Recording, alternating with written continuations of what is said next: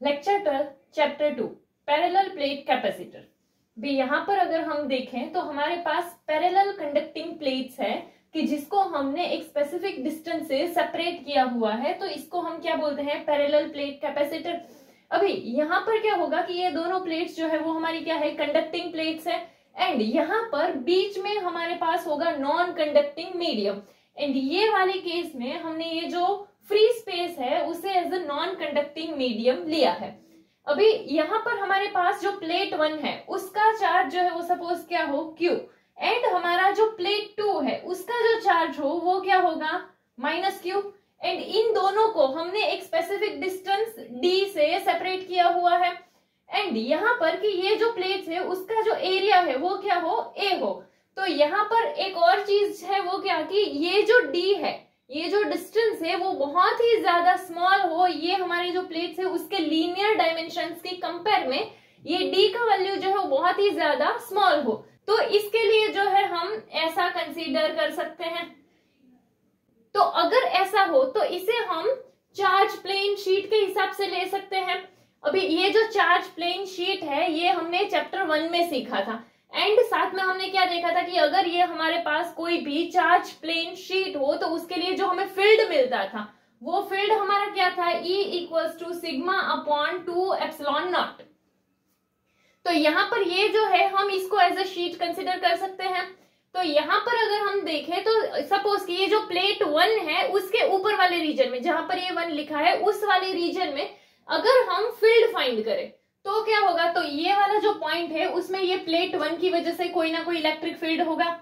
Same way ये plate 2 है उसकी वजह से भी यहाँ पर कोई ना कोई इलेक्ट्रिक फील्ड होगा। तो दोनों को हम एज अ शीट ले रहे हैं तो इसके लिए जो हमारा फील्ड होगा वो क्या होगा, σ/2ε0। एंड ये जो सेकेंड प्लेट है उसके लिए भी यहाँ पर जो फील्ड होगा वो क्या होगा, σ/2ε0। बट यहाँ पर क्या होगा कि ये फर्स्ट वाला प्लेट जो है यहाँ पर ये पॉजिटिव है। अभी पॉजिटिव के लिए डायरेक्शन क्या आउटवर्ड होता है, तो इसीलिए यहाँ पर जो डायरेक्शन होगा हमारा वो क्या, यहाँ इस डायरेक्शन में फील्ड होगा।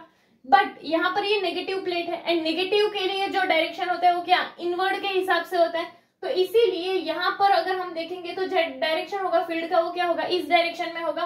तो दोनों फील्ड का डायरेक्शन देखो कैसा हो रहा है, एक दूसरे से अपोजिट हो रहा है। तो इसीलिए हमारा जो फील्ड था वो क्या था कि सबके टोटल के हिसाब से आएगा। बट दोनों का डायरेक्शन अपोजिट होने की वजह से किसी एक को क्या करते हैं, नेगेटिव लेते हैं। तो इसीलिए यहाँ पर ये कि सपोज ये पॉजिटिव वाले का σ/2ε0 फिर क्या प्लस इसका जो होगा वो, तो वो हमारा क्या हो जाएगा, -σ/2ε0 प्लस माइनस माइनस के हिसाब से माइनस आ जाएगा। इन शॉर्ट ये अपोजिट डायरेक्शन की वजह से यहाँ पर माइनस आया है। फिर जो हमारा आएगा वो क्या है, σ/2ε0 माइनस σ/2ε0। तो यहाँ पर जो टोटल फील्ड मिलेगा वो क्या है, 0 है। यानी कि ये वाली जो प्लेट है उसके ऊपर वाले रीजन में हमें जो इलेक्ट्रिक फील्ड मिलेगा वो क्या होगा, 0 होगा। अभी यही सेम चीज अगर हम ये जो सेकंड वाली प्लेट है उसके नीचे वाले रीजन में अगर हम देखते हैं इलेक्ट्रिक फील्ड तो भी क्या होगा यहाँ पर कि यहाँ पर ये जो प्लेट 2 है एंड प्लेट 1 है दोनों की वजह से हमें फील्ड देखने को मिलेगा। तो प्लेट 2 के लिए अगर हम देखेंगे तो यहाँ नेगेटिव है इसीलिए वो इनवर्ट के हिसाब से होगा। तो क्या होगा, यहां से वो इस डायरेक्शन में जाएगा। एंड अगर हम पॉजिटिव वाले का देखेंगे तो पॉजिटिव वाले का क्या होता है, आउटवर्ड होता है। तो इसीलिए यहाँ पर जो होगा वो पॉजिटिव वाले की वजह से कैसे इस डायरेक्शन में होगा। तो यहाँ पर भी सेम अपोजिट डायरेक्शन हुआ। तो इसीलिए क्या, एक पॉजिटिव लेंगे एक नेगेटिव लेंगे तो हमें जो फाइनल फील्ड मिलेगा यहाँ पर वो भी ऐसा ही होगा कि σ/2ε0 माइनस σ/2ε0। डायरेक्शन की वजह से यहाँ पर माइनस का साइन है। एंड तो यहाँ पर जो फाइनल हमें इलेक्ट्रिक फील्ड मिलेगा वो क्या होगा, 0 होगा। अभी हमने जो है ये प्लेट के ऊपर वाले रीजन में देखा एंड देन यहाँ पर ये प्लेट के नीचे वाले रीजन में देखा। अभी अगर हम ये दोनों प्लेट के बीच में देखते हैं तो दोनों प्लेट के बीच में तो भी जो फील्ड होगा वो तो दोनों प्लेट की वजह से ही होगा। तो यहाँ पर अगर हम देखें तो ये पॉजिटिव ये वाली प्लेट जो है इसके लिए जो फील्ड का डायरेक्शन होगा ये होगा। एंड नेगेटिव वाले के लिए क्या, इनवर्ड होता है। तो इसीलिए जो डायरेक्शन होगा वो यही होगा क्योंकि हमारा जो फील्ड है वो पॉजिटिव टू नेगेटिव होगा। तो यहाँ पर ये जो है कि डायरेक्शन हमें ऐसा देखने को मिलेगा। तो यहाँ पे पॉजिटिव के लिए जो है हमारा वो ये डायरेक्शन में होगा, नेगेटिव के लिए भी हमारा ये डायरेक्शन में होगा। तो दोनों का डायरेक्शन जो है वो कैसा है, सेम डायरेक्शन है। तो इसीलिए दोनों का साइन भी सेम होगा। तो यहाँ पर हम जो है कि फाइनल इलेक्ट्रिक फील्ड के लिए दोनों का प्लस होगा। तो ये क्या हो गया हमारा σ/2ε0 प्लस σ/2ε0। तो जो टोटल आएगा हमारा वो क्या होगा, कि डिनोमिनेटर दोनों का सेम है तो उसको एक बार लिखेंगे, वो क्या हो गया 2 एप्सिलॉन नॉट, न्यूमरेटर का प्लस होगा तो सिग्मा प्लस सिग्मा यानी 2 सिग्मा एंड ये 2 ऐसे कट हो जाएगा तो क्या आया हमारा सिग्मा अपॉन एप्सिलॉन नॉट। तो ये प्लेट के बीच वाले रीजन में अगर हम देखें तो जो इलेक्ट्रिक फील्ड होगा वो क्या होगा सिग्मा अपॉन एप्सिलॉन नॉट के जितना होगा। अभी सिग्मा यहाँ पर अगर हम देखें तो सिग्मा का वैल्यू हम पुट कर सकते हैं कि ये हमारे पास जो है वो एक हमारा चार्ज प्लेन शीट है एंड उसके लिए तो अगर हम सरफेस चार्ज डेंसिटी के हिसाब से ले सकते हैं तो सरफेस चार्ज डेंसिटी में जो हमारा सिग्मा था वो क्या था sigma equals to Q by A था। ठीक है कि एरिया के हिसाब से जो चार्ज का डिस्ट्रीब्यूशन था वो हमारा क्या था सरफेस चार्ज डेंसिटी।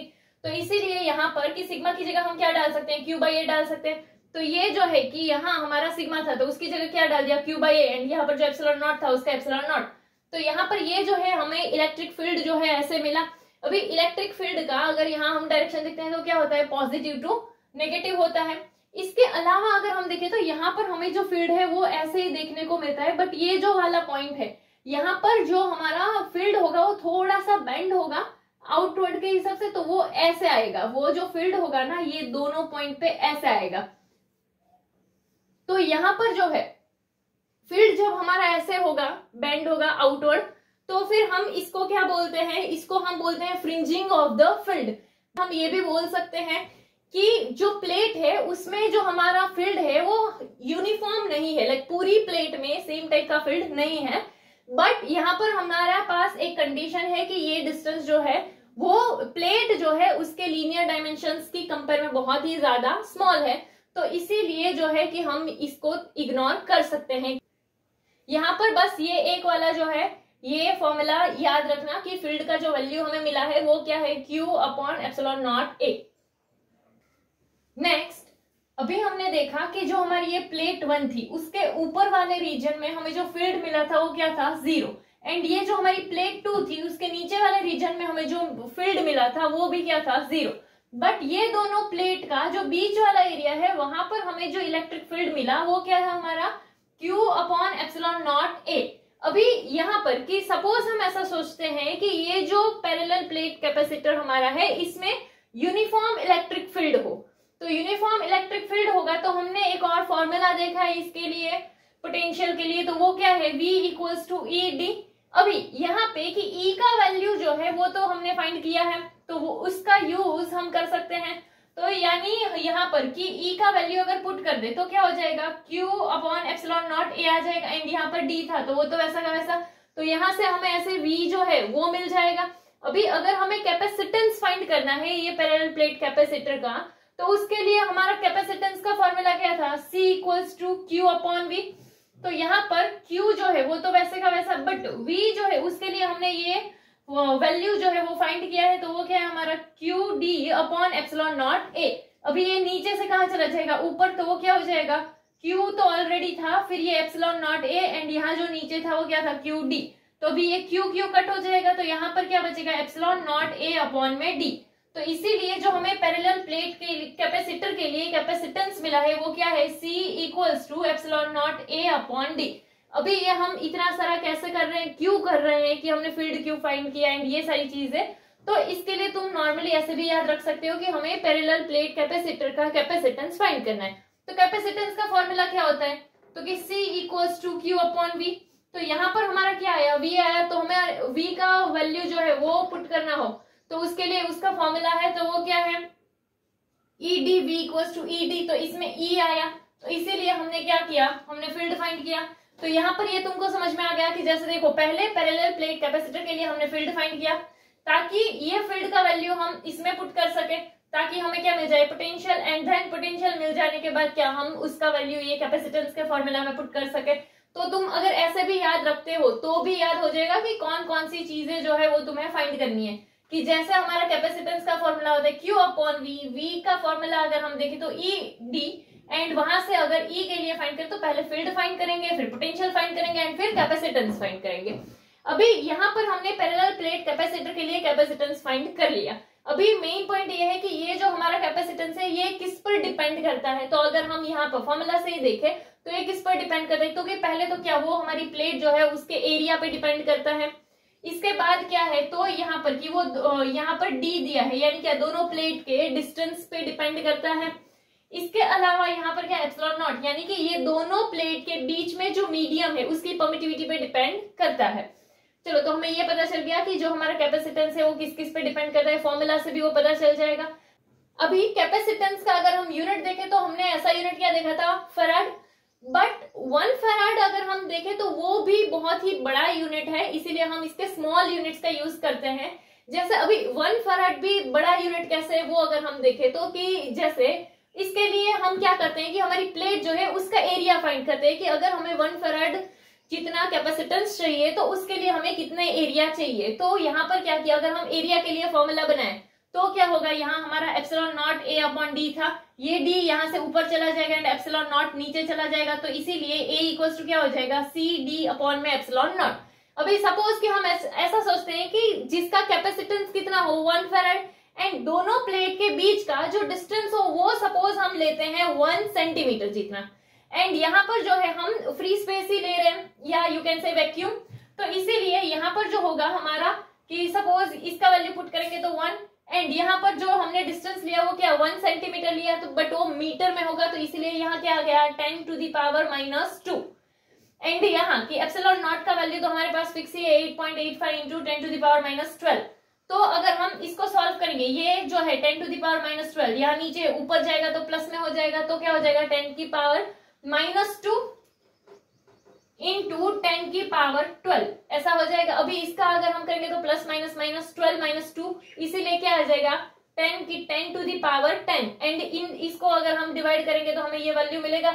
अभी अगर हम इसको राउंड अप करें तो इसीलिए यहाँ से ये शिफ्ट करें तो हमारा जो आंसर आएगा वो क्या होगा 1 into 10 to the power 9। But area है, एरिया में हमें पता है कि अगर ऐसे प्लेट होगा तो प्लेट में ऐसे 2 होंगे डायमेंशंस, तो इसीलिए यहाँ पर हम एरिया के हिसाब से अगर हम देखें तो हम इसका स्क्वायर रूट निकाल सकते हैं। सपोज कि ये जो है एक प्लेट जो है वो स्क्वायर हो तो क्या होगा कि यहाँ पर दोनों ये जो दोनों साइड है वो उसका वैल्यू सेम होगा, तो अगर हम स्क्वायर रूट निकाल ले इसका तो क्या हो जाएगा, बट स्क्वायर रूट निकालने के लिए हमारे पास कुछ वैल्यूज होनी चाहिए। यहाँ पे 10 की पावर 9 है, तो एक काम करते हैं, इसको हम ऐसे भी तो लिख सकते हैं कि 10 इंटू 10 टू द पावर 8, तो यहाँ पर 8 है, इसके 10 टू द पावर 8 है, तो उसका भी स्क्वायर रूट निकल जाएगा। एंड यहाँ 10 है, 10 जो है उसको हम नियर बाई के हिसाब से 9 कंसिडर करके हम उसका वैल्यू ऐसा भी बना सकते हैं कि 3 into 10 to the power 4। But ये सिर्फ हम कब कर सकते हैं, हम स्क्वायर कब निकाल सकते हैं, तो कि जो हमारा ये दोनों प्लेट्स जो है वो स्क्वायर शेप में है ऐसा मान के। तो ये अगर ऐसा है तो हम इसको ऐसा भी तो लिख सकते हैं ना कि 30 इंटू 10 टू द पावर 3। अभी 10 टू द पावर 3 क्या होता है, वो किलोमीटर में हो जाएगा, तो इसीलिए यहाँ क्या आ गया अप्रोक्स जो लेंथ होगी हमारी ये जो प्लेट्स है उसकी जो साइड है उसकी लेंथ जो है वो 30 किलोमीटर जितना अप्रोक्स होगा। तो ये प्रैक्टिकली इम्पॉसिबल है, तो इसीलिए 1 फैराड जो है वो बहुत ही बड़ा यूनिट है।